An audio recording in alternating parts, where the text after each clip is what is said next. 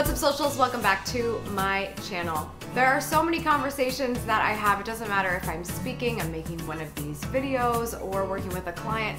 I could just be meeting somebody randomly at a party. All the time when I talk about video, as expected, people like to ask, what kind of camera gear should I buy? And it's kind of funny because in a lot of like presentations and things that I do, I don't talk about gear that much. If you read Vlog Like a Boss, you know that gear was saved for the very end of the book. And I even talk about the fact that I questioned whether or not I was going to talk about it. I really analyzed that again and I was like, that's super weird. Why would you not talk about camera gear when we're talking about video? But there's a really good reason as to how I came to that conclusion initially. Far and away, the job that I have here is to help you get started. I want you to begin. I don't want you to waste any time. I don't want you to come up with excuses as to why you're not going to create video or create anything that gets your message out there. So having this discussion about gear a lot of times leads to these barriers that people put in place before they address the real barriers that are happening in order for them to not make video. But gear is one of them, being, oh, well, I must have to buy something really special and spectacular in order to be able to do this at all. But you simply don't. You absolutely do not have to. If you're watching this video, odds are you are an average person who happens to have the average mini computer sitting in your hand 99% of the time. Even in the bathroom is kind of nasty. You nasty. I do it too, whatever. Your smartphone is so powerful. The thing can not only call mom whenever you feel like, but record a video that can get a message out to millions of people all over the world. We've come a long way. I definitely didn't have this when I started making video when I was your age. I hate when I say that. It's like, oh my God, that makes me sound so old. But it's true. There were not smartphones that had incredible capability of video when I started in 2008 and 2009. In that period of time, you were searching on eBay for these handheld video cameras. Smartphones are incredible today. Not only do they have the functionality, but it's some of the best cameras we see on the market, especially for the average user who doesn't know how to do all the things on a fancy camera. The only gear that you need in order to make great video is simply the gear that you have, and that is your smartphone. In order to prove it to you in this video, this has been completely filmed with the use of a smartphone, the iPhone 7 Plus. Top of the line camera when it comes to smartphones, but regardless, a smartphone. Now, as you probably know, if you watch this channel quite a bit, this is not my main vlogging camera. I like to use others because to me, getting a text message while I'm filming is not something I'm a big fan of. But it doesn't mean it doesn't serve a purpose. As a matter of fact, when I'm traveling, if I can just leave the camera equipment home and just use my smartphone on the go, because I know I'm not going to be doing a ton of filming, but for that stuff that I absolutely have to get, I always have that option, and I don't have to pack anything else. The only gear that you need in order to film great video is that smartphone. So let's talk about some of the advantages to using it. Obviously, easy to pack because you are planning on bringing it anyway. If you keep updating your phone and you get the latest thing out there, or at least something that's within a year or so of release, you know you've got a pretty amazing camera in that device and you don't have to worry about old specs. You can publish immediately. You don't have to edit. You can send it to any social network that you want, or you can edit. And there are apps on your phone that allow you to do it. You don't even have to transfer anything anywhere.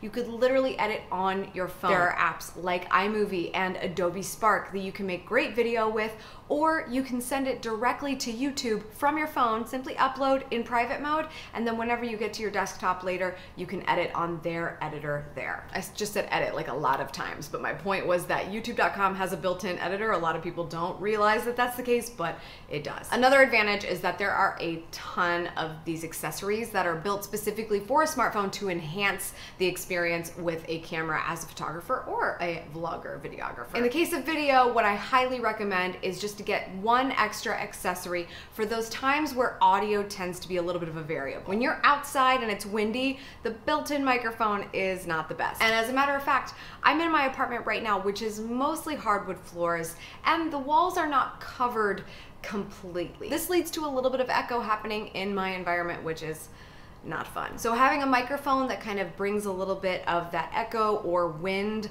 to a minimum is super important if you're relying on this camera solely. I recommend the Rode SmartLav Plus. It should work with a variety of smartphones. However, if you do have the iPhone that doesn't have the headphone jack anymore, you've got to make sure you use your adapter to make that microphone work still. It is a very affordable microphone compared to what microphones actually cost when we're talking about more professional equipment. And if it's the one accessory you need, it's also very easy to have travel with you when you need it. I'm actually using the Rode right now. I'm not even wearing it. It's attached to the tripod somehow. So there you go.